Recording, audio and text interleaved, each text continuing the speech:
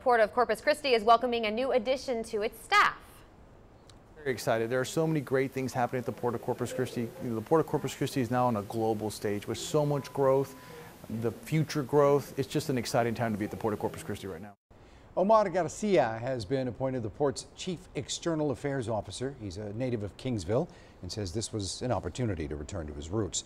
It's a place that he says he dearly loves. Garcia will oversee 4 departments, including public relations and government affairs.